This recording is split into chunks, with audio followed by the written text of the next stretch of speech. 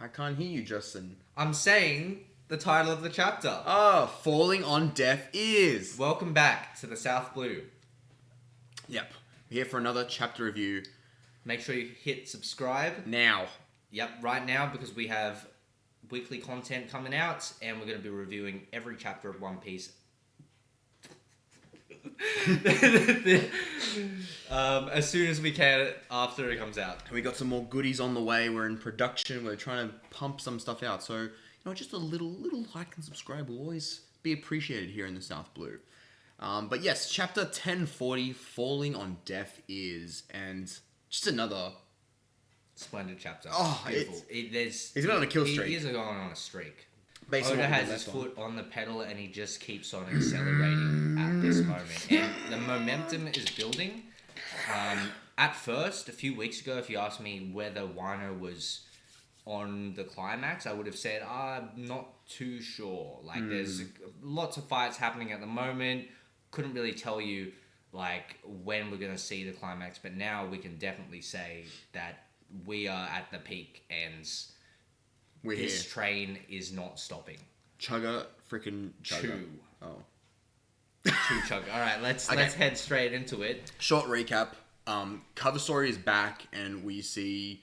It's the cover story series of Jcomix 66. The Jcomix 66. With Niji and Yonji getting absolutely ganked by Big Mom. They're still trapped in the book. Which they don't honestly seem fazed by. They just seem like, damn. So, throughout this chapter is... we get to a couple more attacks from Kid and Law, and I thought Big Mom was dead or done for last chapter, but she's still holding on like a freaking tyrant. It's insane. So we see the final demise of Big Mom with some final attacks and some fantastic attacks nonetheless. We see the conclusion as well of Yamato versus the stupid freaking fire yokai. Fire slime, yeah. Oh my gosh, and we see kind of like we have this like 1 or 2 page, I think it's a double page spread, of just a montage of just conclusions and just moments of everyone around. It's very cinematic. You see just lots of cuts to everything that's kind of happening on the island. We do miss some distinct things. So like that's, I reckon that everything that is not shown here will be addressed in a next chapter. I think the absence of certain characters and conflicts from this sort of sweeping view of it, of not everything that's happening on Onigashima, is telling of what we're going to be seeing next as well. I think that's a great call. So we see the defeat of Big Mom, and she has a nice monologue, which we're obviously going to get into soon. We see the celebration of the defeat of Big Mom, and we get a conversation between Yamato and Momo because of the one bomb went off when Big Mom was defeated. And Momo's like, listen, I've got a lot going on, but... my homie's coming and is an elephant. So, looking at the final fight between the two of them, if we're getting into it... Yep. We literally pick up from the last attack, Damned Punk. Yep. And... she's getting blasted into a hole. She's getting blasted in a hole and she's holding on for dear life. Yep. Beautifully. Like, she's... it's that monster energy she has. She makes one... she's desperate. Shit. Yeah. Shit's getting real. Like, I'm going to try everything I can. I'm not going to be dethroned. And her, her reaction to that is use soul pocus. And she's like, you can either be my slave or you give me, I think, 50 years of your life, she says. Which is actually pretty dark, if you think about it. It's horrid. But she goes for the soul pocus. And I am a firm believer that soul pocus is her awakening. Because... My concept is we see Mother Carmel use the soul fruit, and she seems to only use her own soul to create homies. But in this instance, Big Mom seems to be the only, because we've only seen 2 users, and one of them is only a flashback. But Big Mom is able to extract the souls of other people. So I believe that Big Mom's going all out, and she's going life or slave. And even the people around Law and Kid that aren't even involved, because the only time we've ever seen soul pocus as well was on Jinbei. Yep. And it was just Jinbei, and Jinbei was just like, no, nice try. And it's the same result. Law and Kid aren't affected, but all the lackeys and getting their soul drained from Big Mom. And Kid and Law stand there just like, we ain't having it. Nah. We ain't having it. They remain resolute that they are dethroning Big Mom. Like these two lines are just like classic, teenagers talking back to their mum when their mum tells them to do the dishes, except a little bit. Like, you old windbag. I don't say that. I mean, but Just you can do the dishwasher. Listen, you old you windbag. think the last gasps of an old windbag scare me? Your death screeches are doing my ears in. Bro, slam poetry. Yeah, just like, oof. But so with this soul focus is going off, and honestly, if they left it to go off, she probably would regain the energy she needs to go another round. But Law comes in with our room and uses silence. I thought that this was the biggest brain move, because we realized that, well, Big Mom actually needs to verbally communicate to her homies to command them to do stuff, right? So then, Law exploits this fact and is like, you know what? I'll handle this just like the man who saved my life, Rosinante, and he uses Rosinante's technique of just silencing a bubble around Big Mom. So it's Big Mom. Any noise that Big Mom makes. So it's not a area, it's Big Mom. Because we later see when she detonates a bomb and the bomb makes no noise. So it's because she's made contact with it. Anything that she's trying to do makes no noise. Yeah. So even we know that Soul Focus is based on voice. Calling her homies is based on her voice, which is really interesting. Law is chilling. He silences her, and Mother's Misery is behind Law. Like, honestly, could just, just kill him. But she's like, Mama, like, what am I supposed to do here? Like, what am I doing? Utterly useless. And she can't do anything. And then the beautiful combination of another damned punk and Law slicing Mother's Misery into two. Is a beautiful shot. That's so symmetrical as well. Can we just appreciate It's a clean cut. It's a clean cut. And it's beautiful, like that attack, and then that final attack is what they need to send her through the puncture hole that Law made in the last chapter. She goes flying through, and we start this beautiful this is the start of the monologue, I believe. Yeah. Where she goes, Prometheus, Hera, why aren't you helping me?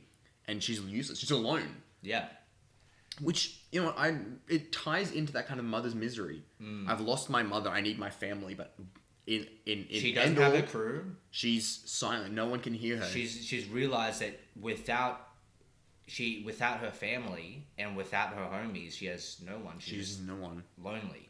She's an old windbag. Yeah, old windbag. And I think she's kind of heading through the stages of grief. Like in last chapter, we saw her in denial of this sort of generational shift as this new generation comes in, and she is in denial of the fact that, well, her time is up, right?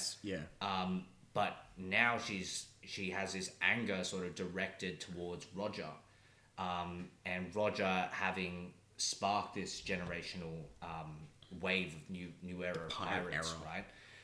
But she feels this anger towards him because. And I kind of actually sympathize a little bit with her. I do as well. Because imagine she became a pirate and she had dreams like Kaido had dreams. She wanted to find what the One Piece is. The One Piece, like, is it real? Like, it's real, right? She sounds like a little kid again when she's like, oh, I really want to find it. I want to be the one to find the One Piece. And I can understand her frustration that, well, when Roger just kind of died, not telling anyone about the One Piece, and then sparking this new wave of pirates, then all of Big Mom's attention would be about having to defend her title and the distance that she's climbed. She doesn't want to lose that. She's at the plateau. She's up Yeah, exactly. Like, she doesn't have the resources or, like, all her time would be consumed about defending her territory and things like that, and not with the original reason why she became a pirate in the first place. She can't be. She's not free. She's bound to family, responsibility, and hierarchy. Like, she's not a free pirate anymore. So that attack happens. We see she smacks a bomb. Like, when she's plummeting through Onigashima, she smacks a bomb that Yamato was trying to freeze. Yep. It detonates. Yamato blocks it and manages to keep the other ones frozen, which, geez, that must be a massive bomb's gone off, and she's somehow able to keep him frozen. Good on you. Probably some plot armor there, but whatever. The yokai says, Orochi-sama, and flies away. This flame yokai can go away. I do not like it. Yeah. It was there just to keep Yamato occupied. Yep. We get this beautiful montage I think we'll get into after. We'll kind of address those points. But, so Big Mom talks. She goes, what is the One Piece? Is it real? Why, Roger? Why did you have to leave? And then she says in her final words, Kid Law, I'll never forgive you for this. You better not think this is enough to kill me. And while she's falling, some of the bombs from the armory fall down with her. And the silence room, our room that he's made, expands, and humongous explosion, mushroom cloud, and it's all concealed. So it's right next to the flower capital, and all they could see was a cloud, and they hear nothing. I think it's very, very beautiful how it's done, and it's a beautiful shot. And we see Emperor Big Mom versus the new generation. Eustace Captain Kidd. I think that's actually a deliberate choice, that it wasn't Emperor Big Mom versus... It wasn't just Big Mom versus we Kid see. Law. It's Emperor Big Mom versus the new generation. It's really, homing in on that message that, the new generations come in like people grow, and then they hit their peak, and then they grow old, and then they're replaced by people with new ideas and new dreams, generation, right? But that's something that happens in all sort of facets of culture. Like, we see it in art and we see it in music, that like the new things are shocking, right? But it's just always this endless cycle of rebirth and regeneration, with the new things coming in and the old things leaving. These guys don't want to say goodbye yet. They're kind of holding on to that old glory of being these emperors, but they got to make room for new ones. That is the conclusion of this massive fight we've had. Oh my god, beautiful fight! I cannot wait for the animation. Like, it will be spectacular. It will be spectacular. But I want to talk about, before I forget, our room silence. Now, I brought this up with Justin before recording that. It's interesting how this room ability, like Law's power, is very versatile and has a lot of capabilities. And he's made silence, and I was like, wow, he's basically just copied Corazon's Devil Fruit. But then I was thinking, it's so weird as well, because Luffy has Red Hawk and Red Rock, which he distinctly ties to the parallels with Ace. Yeah. He doesn't have a fire Devil Fruit. He doesn't have fire power. So it's interesting to see how inherited will is actually visually and physically displayed. Yeah. Where we have Law going silence, like Corazon, and we have Luffy going Red Hawk, like Fire Fist Ace. Like, it's very interesting to see that kind of inherited will. And I wonder if that is just a emotional... it's a what would you call it? Like a memorial to them. Yeah, right? I think when they use these techniques of people who mean a lot to them, it's like a manifestation that despite them, Luffy and Law, having lost these loved ones, they still kind of live on through their action, through Luffy and Law's actions. Yeah, it's really interesting when we think about it. So maybe there's more Devil Fruits than we see, because it's only been with Devil Fruit users. Even Sabo, that's true. We see Sabo directly, spitting image of Ace, and you even say they talk about how Sabo picks up the mannerisms of Ace. Yeah, that's right. And maybe that's not just a coincidence, but I think that's a conversation for another kind of video. Big Mom and Kid Law done. Yep. Let's talk about this quick montage we get. So as Big Mom is plummeting through Onigashima, where is it? We get these shots that you were talking about. Yeah, and I don't think we're going to do our favorite panel this week, because we both agreed that this whole sequence spread of panels is just beautiful. I think everyone's a winner here. So, quick dot point, we see the show floor, we're calling it, with Chopper, Miyagi, and some of the samurai. We see Brook and Robin running from the fire, which means I have to admit defeat for our dollar bet. Let's go. I'm $1 richer, $1 closer to Jeff Bezos. I'll have a visual counter with and put Jeff my Bezos dollar right there. Jeff Bezos go here. Yep. And then your money goes here. You've got $1. Yep. $1 $1 closer to so it. pissed off. So we see Brook and Robin, and no Grim Reaper attire. No, not even anything close to it. And I think that is enough to confirm. Even with the next shot, which is... Do you want to take this one? Because you are the most passionate about this one. The next shot of our dear friend Zoro, is bloody on the floor. face down, swords not drawn, so he didn't have control of his body. Well, he was paralyzed. He didn't put a fight up. He He hasn't put a fight up. He is down. He is like his face is on the ground, blood sprayed everywhere. Now we want to highlight that. Well, there's blood particularly on his kind of head level and like neck level, right? And so maybe he could be losing something. We mentioned in our 1038 review that maybe the cost of the Minx medicine and the cost of using that recovery was something bad, right? And with the Grim Reaper, we thought maybe he has to sacrifice something. Yeah. Maybe he's lost his eyesight. Maybe he's lost, it would be interesting to see. Yeah, and he's falling as well. Like, he's definitely unconscious. We see the rubble collapsing from probably the explosion and him falling. Whether he falls off Onigashima or he's just falling further into the rubble. But there are so many different possibilities that this could lead to. My theory is since now I have to realize that the Grim Reaper is not actually Brook, I need to actually think this with a mind of openness. And you know what my thing is? I think accessing Enma's King of Hell kind of power that he's gained, I think that is what took the toll.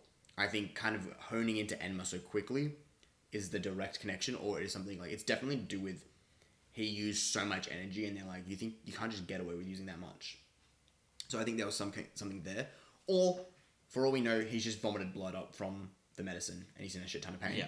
There's so many there is that the basic side of and then we have a spectrum of crazier theories. An alternative fact is that maybe the Grim Reaper, because usually when the Grim Reaper comes, the Grim Reaper comes to escort your soul to the afterlife. And maybe that Zoro's soul has left his body. Maybe he is literally in the afterlife and has to, face up to the real king of the underworld, if there is one. I wonder if maybe Brook will be a part of this then. Yeah, Brook said there is an underworld. I don't think that now would be the odds of there being a mini arc in the underworld are pretty slim, right? But I do feel like maybe this gets recounted later on. Maybe Zoro will find his way back into his body with some sort of experience, and he can recount his experiences in the underworld. It'd be such a twist for One Piece, because One Piece is not very much about that celestial, afterlife kind of thing. We've never really delved into that besides, Brook and Thriller Bark, which are more of a ticket of like a comedy level. So it's very interesting to see those potentials lining up now. But I think only the future time will tell with this. It's so hard to get an exact pinpoint of what's going to happen. Yeah. We pan back to Komurasaki, or Hiyori, I should say. And Orochi. She's still... Yeah. But regardless, I think it's a mystery to me why Orochi is on the floor. Because of the explosion. Oh, because you see how everyone's reacting to the explosion. I thought it was because he just hates the shit. No, I hate that, bro. No, because that's also why we see the next panel with earlobes freaking falling. Yep, the ninja fight has concluded. Let's go. Oscar nominee. I do think there's a tie between Zoro and Hiyori. I think they are chained. But we have that massive scene that wraps up and lets us know about so many things without taking too much of our time. The only other account we have is this conversation between Yamato and Momo. After this massive explosion, the bottom of Onigashima opens up like the armory, and she can see Momo, and she's like, hey, I was able to defend it. And he goes, great, shut up. Elephant's on the way. And she's like, oh, the Zunisha from the diary entries of Odin. It's like, yes, exactly. And we Diary of a Wimpy Kid. Diary from a Wimpy Samurai. We get left with, obviously, freaking humongous cliffhanger where Momo goes, yes, Zunisha, exactly. It committed a serious crime 800 years ago, back when it was Joy Boy's companion. So Zunisha was Joy Boy's companion. Do you know, I was thinking about this, right? I was looking at this panel, and this is going to be really anticlimactic. I honestly think we've got like nothing to work off besides Toki, Joy Boy, and the elephant. Yeah, there's not a lot to work off. Yeah. But you do raise the good point, Toki. Toki was born 830 years ago, so she would have been around when Zunisha committed its crime. Yes. And what that was, we don't know. Also, Joy Boy is in the past, but clearly, maybe Toki, maybe there's some time travel shenanigans happening. Odds are pretty slim. Odds are more likely that Luffy has inherited Joy Boy's will, and maybe Zunisha is trying to find whoever's inherited Joy Boy's will. So maybe, or perhaps Joy Boy is Momo. Question. Do you think Joy Boy is a person or a title? Again, I think there would have been a person. I reckon there would have been a person whose title was Joy Boy. Yep. Who was called Joy Boy, right? But his will has been inherited by people like Roger and Nolan and odds are Luffy. We know it's Luffy, we know it's Momo, we know it's the direct ties we have to Joy Boy are Luffy, Shirahoshi, Momo, I was going to say Vivi, but we really don't know a lot about that. We know that Ema wants her, but we don't really know. Those three. Potentially our ancient weapons and or our significant people. Momo can command Zunisha, has the voice of all hearing things. Luffy can't command Zunisha to our knowledge, but can hear. I suspect Wano was around at that time. Yes. And Momo's family, or Odin's family, was the one who sentenced Zunisha, so he can command. Will make more sense if Toki's family was. Because family. It would make sense that after all these years of Odin, now that there's that's blood in the possible. mix. Yeah, so maybe Toki's family were the ones to sentence Zunisha for committing the crime. Maybe that family isn't good. Maybe Zunisha and Joy Boy aren't good. Maybe Toki was an exception to that fact. Maybe that's why she jumped. Maybe she's like, oh no, like my family is sentencing Zunisha. They've maybe executed Joy Boy in the past. I need to go to the future. When Joy Boy's will is inherited by someone else, so that something can be stopped. I don't think Toki is about the future of Joy Boy, because it almost seems like she just wants an escape. Yeah. Because she knows she wanted to make it back to Wano. She wanted to go to Wano. She wanted to start a family, and she was satisfied in dying in a fire. Because the thing is, realistically, if she wasn't satisfied dying in a fire, zip in a couple of weeks or a day or a year and just keep going.